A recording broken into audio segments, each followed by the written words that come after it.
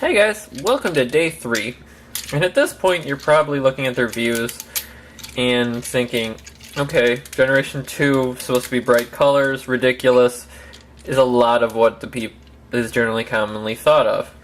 And so far the colors haven't been that bad. Megatron was a little bright, but not nearly as bad as you would think. So we're going to get into some of the more odd color schemes starting today. And we're going to begin with looking at a second Optimus Prime mold. Or, I guess that this would have been the third Optimus Prime mold that showed up in Generation 2. The third one that matters, and that's that actual truck. And this is the Hero Optimus Prime. Towards the end of Generation 2, a Optimus Prime and a Megatron were released.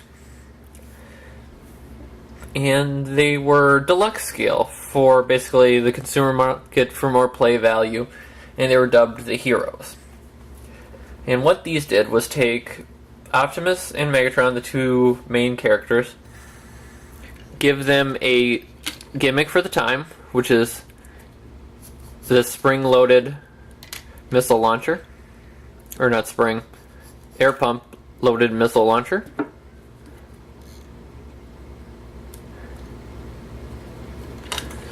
And go with some very vibrant colors. And by that I mean, just looking at this Optimus Prime, you would not see this and think Optimus Prime. Yes, he's red like a traditional Optimus Prime, but then he's got orange and yellow striping, a few bits of blue spackled in, a lot of white, and the goofy pump and missile launcher. He does roll. All 10 wheels on it are articulated and a little squeaky. But it was the gimmick line of its time, and it's one of my favorite actual Optimus Prime color schemes because it is so different from the norm. For transforming him, again, they're going to be pretty simple because they're old Transformers, but lift him up. Push the leg, the entire cab section will come out. So I guess it's pushing down from the way I was looking at it. Come down. Oh. Okay. Old figure, cracking,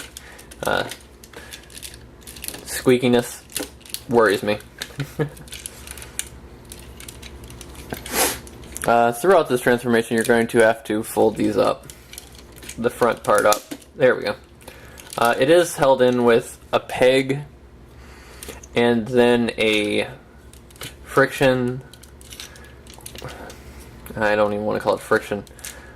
I'm not sure the best way to phrase it. It's basically this on a wedge. It fits into that, and then it tightens around it, kind of like an arrow. And then the legs just lock into place. Make sure if you get this figure to watch for that tab being broken. This one I'm actually borrowing from a friend. That's the reason I was very paranoid. This is one of the ones that I am borrowing.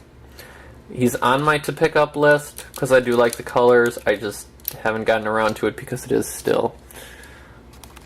I've been focusing more on the classic style ones lately for my actual collection. Then you're going to split the entire back section, rotate it around, rotate it down, and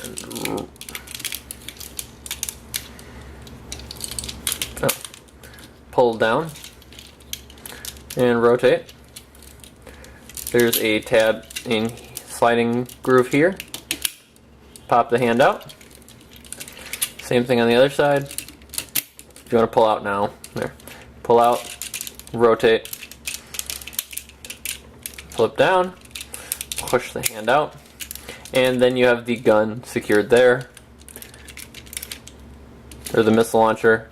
He has a gun on top of that you can pull out and actually will fit in his hand.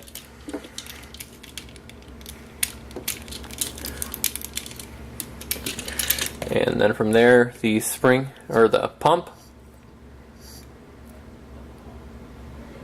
slowly fill up. And then it can just, you have two ways you can do this.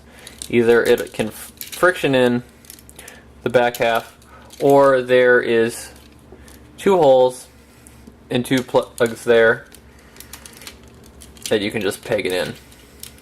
That does hinder mobility a little bit, but you don't have a whole lot to work with on that side either way. And then you can slide the big giant missile on him, and you have a Prime who's compensating for something. Articulation on this guy. Head can rotate. It's a tight joint on this one, but it can rotate. It's got a ratchet joint at the shoulder. Because of transformation, it can go up and down at the shoulder. You have a bicep swivel out at the bicep due to a ratchet due to the transformation. 90-degree elbow bend, and then just a block for the hand. Waist can rotate. It does get hindered by the pressure thing. Out at the hip, forward at a ratchet, bend at the knee, and that's it, which is actually more than you would really normally expect for a figure of this age. Biggest problem with this figure, besides the fact that the gimmick hampers a lot, his feet are very poorly designed, to the point that if you look, it's a straight shot. Back of his thigh, he has really no heel. And then you factor in the big forward foot. To really get him to stand, you gotta have him leaning. Or try to come up with some kind of cool action pose with a figure who doesn't have a whole lot of posability. Coloring wise, I think he is more impressive than Laser Prime. Playability wise, I think Laser Prime for his time is the go-to figure of this line. And based on that, there's a size comparison between the two. So he's actually a somewhat tall Deluxe. Comparing him to a more recent Deluxe, there he is with the TFCC Ramjet. So he's a little taller than the nose cone of Ramjet. But if you're going to be looking at Generation 2 stuff or Optimus Prime stuff, he's one that for nostalgia and just general comicalness is worth picking up. One quick headshot. So you can see, he's Optimus Prime. I should have mentioned that earlier, but it got to the point where I always forget it's there, because Generation 2 was very good about plastering the name of the Transformer on stuff, and I don't really know why.